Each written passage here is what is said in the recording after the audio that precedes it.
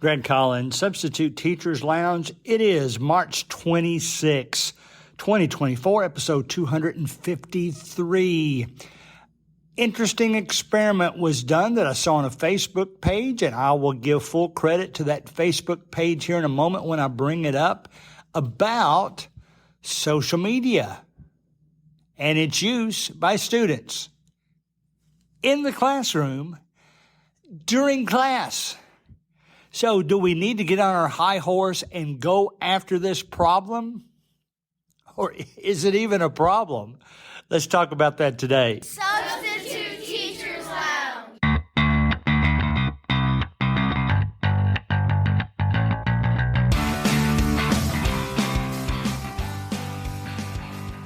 Let me start off, first of all, by making an announcement. And I hesitate to do this because it's about an upcoming show, and sure as the world, when I make announcements like this, a lot of times schedules just don't work out. I'm going to make this announcement because I'm excited about it and I want it to happen. I've already got all the permissions, but I'm going to be interviewing a couple of students here soon on an upcoming episode. One is an exchange student from Germany. One is a student that I first interviewed back when she was in the 6th grade, and now she is a sophomore in high school. Hopefully next week, but we've already gotten the proper permissions from parents and guardians and all that good stuff. So we'll see how that goes. The reason this topic has come up today about social media is that I recently read something on a Facebook page. I'll go ahead and tell you that the name of the Facebook page is The Principal's Desk. I think that it was kind of eye-opening for me a bit because I thought about it. I was shocked when I saw the results. But at the same time, the more I thought about it, I'm thinking, should I really be shocked after all? So I am going to pull up my screen of the picture I took of that so that I can read the statistics to you directly. And basically, here's what a teacher did. They decided to tell the students to get out their smartphones, lay them on their desk, and to turn the silencer off, or in other words, turn the volume back on, turn it up all the way so everybody could hear. And then they put a large piece of paper on the front of the classroom for that period. They put down Facebook, Snapchat, email, text messages, phone calls, Instagram, Twitter, or whatever we're calling that now, X, I guess, and then other. And what the teacher wanted them to do is each time during that class that they got a notification on one of these social media sites that something had come through for them, to come up and write it on the board. And in an hour's time, it's pretty mind-boggling. I'm trying to quickly go through and add up. I'm going to say that there were probably 300 text messages. There were actually even 25 phone call notifications. I can't hardly believe that. And there's lots of emails. Instagram was up there. And the point the teacher was trying to make was, this is how much distraction, this is how much time we waste while we're in the classroom. And when I looked at it, it was hard for me to disagree with that teacher. And I've always taken up for smartphones. I just think it's another piece of technology that the teachers need to include in their curriculum. But that is an awful lot of distractions. And then I got to thinking, well, is it? And I got to thinking even more. I go way back to, I guess this would have been 72 through 76. Back when some of my distractions were sticking a transistor radio in my pocket, putting an earpiece in my ear back then, and listening to baseball games. Back then, a lot of baseball games took place in the afternoon, especially postseason. I like to listen to the World Series in the middle of class, and I got my A out of that class, so I wasn't too worried about it. And then I got to thinking, well, let's think this through now. All right, so we had 30 people in the classroom, let's say, and there was like 300 text message notifications. When we break that down, that's actually 10 notifications apiece. But it's just 60-minute class just for, a lot of classes are shorter than that, but let's say 50 minutes.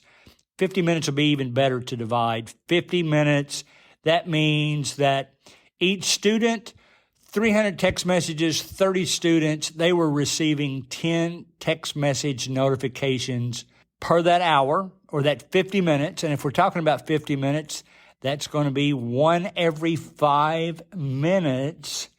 All of a sudden, maybe that's not as mind-blowing as you think. I get text messages once every 5 minutes probably. And then say, all right, well, how much does that waste their time in the classroom? One thing I wish the teacher had included in their information was, what was the average GPA in this class? I mean, do most of the kids get A's? And if they do, should we be that ticked off that they're getting this much notifications during class? They're still getting their work done. I'll say this laughingly, but they're multitasking. And then I got to thinking, all right, back in the 70s, we passed notes probably from the beginning of class to the end of class. First of all, let me go back real quick before I forget. Text messages. We're getting per student 10 text messages per class. We're reading them, putting our phone back down. I'm going to say that's, let's say, 10 seconds apiece. That's 100 seconds. So that's about a minute and a half time we wasted. I tell you what now, back in my day, first of all, I was wasting time listening to a ball game. I was writing notes. Sometimes the notes might take 5 minutes to write. Then we pass it to whoever want to read it. We watch them read it. Let's face it, we're watching the expression of a person's face after we've handed them a note. Okay? Then there's the response time of the person. They're going to write a note back, and that goes on and on. Well, I'm here to tell you guys that we may have been more distracted. We may have taken up more time back in the 70s passing notes than these kids do on their social media. So why are we getting so upset about them being on it? I like aspects of social media. It is important. As a substitute teacher, I like to respond quickly to teachers' requests to sub. I like ideas I see on Twitter and Facebook and Snapchat and Instagram. Not as much of a Snapchat person, but I use Instagram quite often, and I like that kind of stuff. I like staying up on substitute teachers' topics. That's how I found this source today. And I like communicating with the volleyball players, the volleyball coaches in an organized fashion. I like all that. Social media has made that possible. So should we really be upset when the students are spending so much time on their social media during class? Now, as I was reading some of the responses to that post on that page, one person made a comment, it started out by making a comment that the parents are actually texting their students too often. Now, we're probably talking about high school here. Not too many middle schools allow use of phones unless it just expedites what's going on in class. High schools, there used to be one high school in our area that didn't ban the use of smartphones at all. Now they put the sleeves on the wall for them to put their phone ins. From a previous episode of the podcast that On one extreme, I got a teacher that actually wants me to take attendance from these smartphone sleeves to prove that they put them up. Most teachers, I'm even going to say at least 90%, over 90%, will let the students keep their phone out on their desk. To be honest, it's more dependable getting to Google Classroom on your phone. You can get all your assignments done like that. Sure, they're getting their text and they're getting their tweets and they're getting their posts right on there while they're doing that, but yet they're still getting their work done. So when one of the comments were, parents are getting notifying the students too much when it's not an emergency, one response to that was, what is really an emergency? Are there any real emergencies? And the way they were wording that, what they were really saying was, an emergency is a 911 type thing. Just the fact that somebody needs to change buses, I don't know if I'd call that an emergency. His point was that might be something better to go through the office than to bother the student in the class. So having said all that, let's talk a little bit more about time wasters in the classroom. What can we do about it? And should we even be concerned? Are you really? Let me put it this way. I'm going to put one group on one extreme, one group on the other, okay? Those of you that are hardcore against smartphones, even with students that are getting all their work done, getting A's in your class, well then, I don't know what to say to you. It's like you just need to be on your soapbox about something. So you might as well be on it about smartphones. That's the way I look at that group. On the other hand, there are for sure teachers. I've co-taught with some that will let their students be on their smartphones during the whole class, even if they're not doing their work, and so be it. They don't interact with them. They don't make them get off. If they would rather do that in the classroom, do their work at home, they let them do that. That might be the opposite extreme. So what can we do in the midst of both of those situations? How can we cut down on the distractions?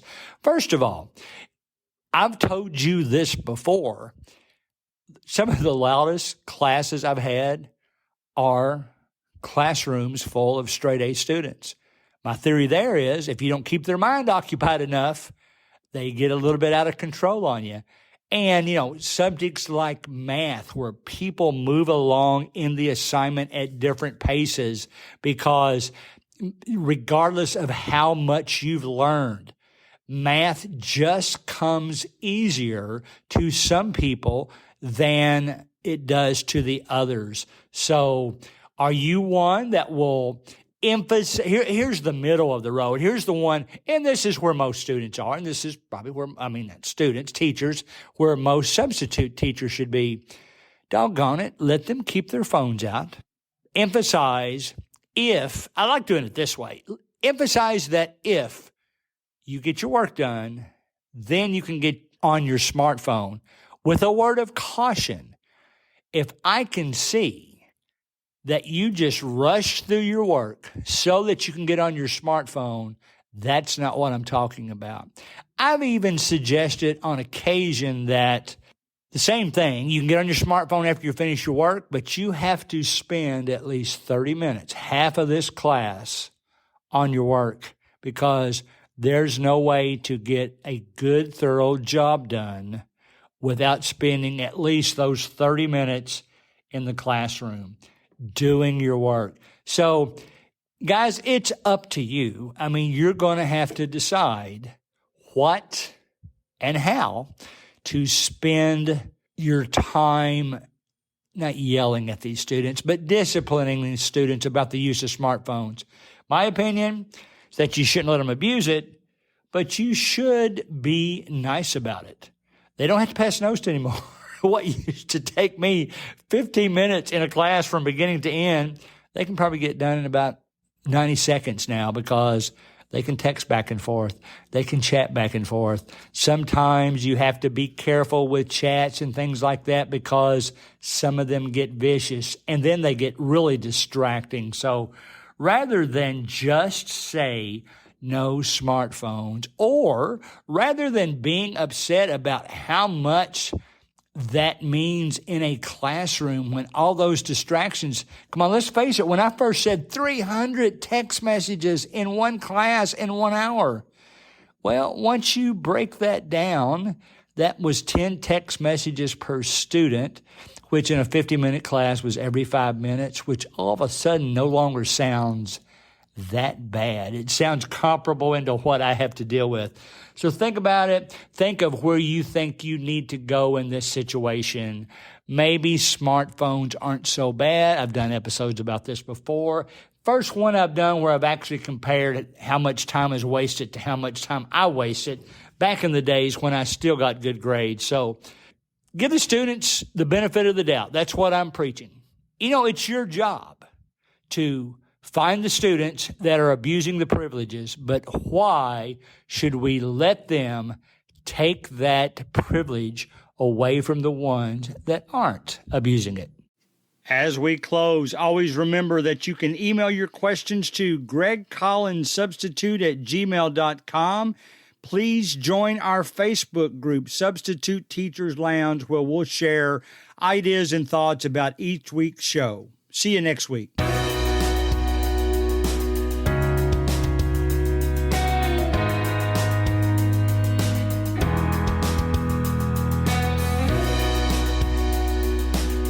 Music provided by Ben Sound.